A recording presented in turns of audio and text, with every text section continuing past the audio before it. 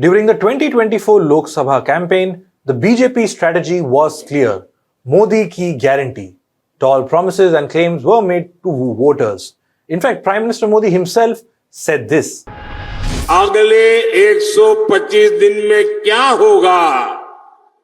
सरकार क्या करेगी? सरकार कैसे करेगी? सरकार किसके लिए करेगी? सरकार कब तक करेगी? इसके रोड मैप पर काम कर लिया गया है।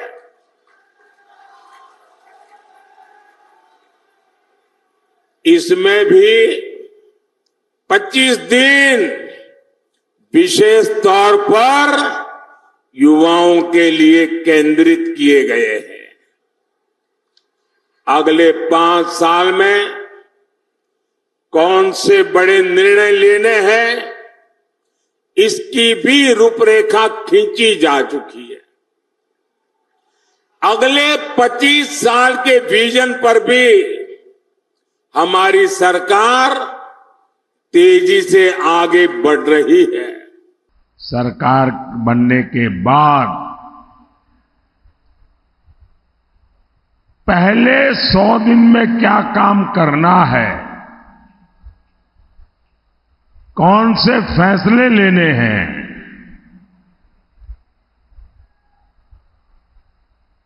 इस पर लगातार काम किया है।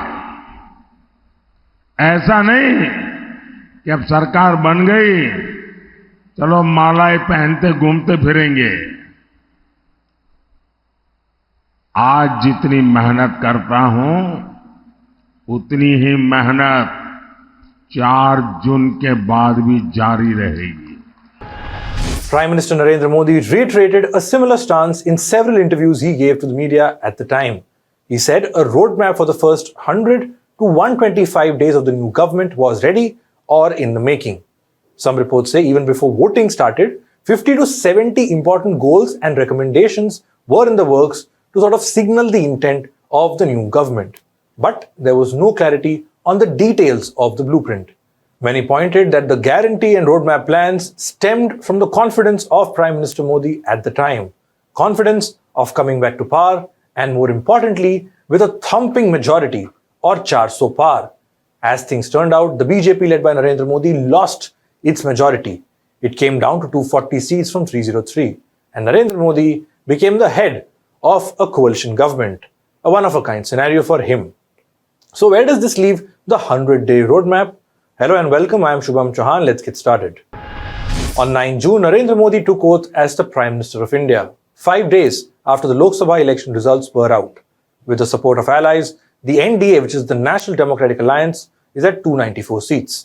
On 17 September, the Union government completed 100 days in power, which also happened to be the birthday of Prime Minister Narendra Modi. Ads were splashed all over, underlining the government's achievements. Ministers including Amit Shah held press conferences. Some ministers gave interviews outlining what has been done and what is in the works. But let's take a step back and look at the last 100 days. What the government hasn't done, the areas it has focused on, and why are the last 100 days different than 2019? First, what the government claims are its achievements. Union Home Minister Amit Shah said the government has implemented policies worth 15 lakh crore rupees across 14 sectors. Among the thrust areas has been farmers. One of the first decisions of the Modi government was to release the 17th installment of the Pradhan Mantri Kisan Samman Nidhi or PM Kisan scheme. This installment worth 20,000 crore rupees was expected to help over 9.26 crore farmers. Under the scheme, farmers are supposed to get 2,000 rupees every 4 months directly in their bank account. That's about 6,000 rupees a year. Shah said the government is committed to pro-farmer policies, including increasing minimum support price for the 2024-2025 season. But on the other hand, the deadlock at the Punjab-Haryana border remains for more than 200 days now. Farmers continue to protest, and a legal guarantee for MSP is among their primary demands. When asked about this, the Home Minister said the BJP government in Haryana is engaging with the farmers. Shah also claimed that just 750 out of 13 crore farmers were protesting, leading to the question, why has the deadlock not been resolved, even if it is just about 750 farmers as the Home Minister says. Then, infrastructure. In line with the previous 2 tenures of Prime Minister Modi, roads, highways and airports continue to be among the focal points of the government. The government says infra projects worth 3 lakh crore rupees, including linking 25,000 unconnected villages to road networks, has been approved. Strengthening and upgrading India's road network is expected to cost more than 50,000 crore rupees. The Prime Minister last month was in Maharashtra, where he laid the foundation stone for the Vadhavan port. At a cost of 76,200 crore rupees, the port is expected to be among the top 10 ports in the world. In the past 100 days, 15 Vande Bharat Express trains have been flagged off and 8 new railway line projects have been cleared as well. Now, while the upgradations are welcome, are enough safety checks being put in place? Atal Setu, for instance, India's longest sea bridge in Mumbai, saw cracks in the last 100 days, just months after it was inaugurated. Bridges are collapsing in different parts of the country and rail accidents continue. Congress has claimed that there were 38 railway accidents in the last 100 days itself. Next, on the policy front, amid a debate between the old and new pension scheme and pressure from government employees in some states, a unified pension scheme or UPS was launched after the new Modi government took over. In short, the UPS replaces the National Pension Scheme. The UPS offers employees with 25 years or more of service a pension equal to 50% of their last drawn salary. And last week, the government extended the free health cover under the Ayushman Bharat Pradhan Mantri Jan Arogya Yojana, which is the world's largest health insurance scheme, to those above 70 years old. An initial budget of more than 3,000 crore rupees has been allocated to fund the additional requirements. The scheme offers 5 lakh rupees free health cover per family per annum. And lastly, there is One Nation, One Election, which is the big poll promise of the Bharatiya Janata Party. And lastly, there is One Nation, One Election, the big poll promise of the BJP. It was cleared today by the Union Cabinet and is likely to be tabled, the bill rather, is expected to be tabled in the upcoming winter session of Parliament. Now, let's look at the misses. First up is Manipur. Peace still continues to elude the state.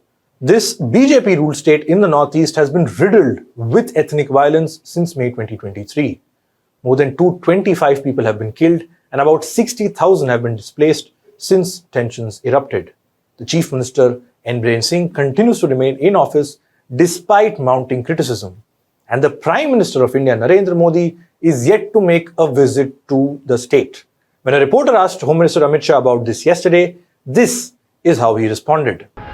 कुछ ऐसा कुछ है कि prime minister Modi ji Manipur visit करेंगे और second chief minister अभी भी continue कर रहे हैं सर चीफ मिनिस्टर अभी भी कंटिन्यू कर रहे हैं इतना वायलेंस के बाद भी आप कुछ प्लान है ऐसा करने का मणिपुर का चीफ मिनिस्टर कर सकते हैं बहस नहीं कर सकते sir 44 sir No clear response on whether the PM plans to visit the state 17 months after tensions began. Next, lateral entry. In August, the Union Public Service Commission or UPSC put out advertisements for lateral entry into government service. The UPSC lateral entry to 45 posts of joint secretaries, directors and deputy secretaries across 24 ministries on a contract basis. But within 72 hours, the centre ordered UPSC to withdraw the advertisement after criticism from the opposition and even BJP's allies. Next, the broadcast bill. Now, this draft bill sought to regulate digital media and content creators. It was put in cold storage after hushed consultations with some stakeholders. Experts say the draft bill, if passed, would potentially lead to censorship. Then there is indexation. The Modi government decided to roll back the proposal to remove indexation benefits on long-term capital gains tax from the sale of unlisted assets. Finance Minister Nirmala Sitharaman in her 2024-2025 budget had announced the withdrawal of indexation benefits from real estate and LTCG tax from 20% to 12.5%. This too faced a lot of backlash and the government eventually had to take a U-turn. Lastly, there is the Waqf Bill. This bill amends the 1995 Waqf Act and proposes sweeping changes to how Waqf and Waqf boards are governed and regulated. Now, this wasn't a U-turn exactly, but after a lot of uproar, this bill was sent to a joint parliamentary committee for further scrutiny.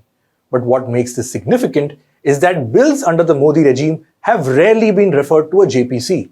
As per PRS legislative research, only 16% of the bills in the 17th Lok Sabha and 25% of the bills in the 16th Lok Sabha were referred to committees for detailed scrutiny.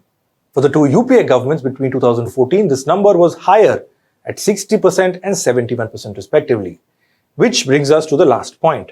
Juxtapose whatever we have listed to the first 100 days of the Modi government in 2019.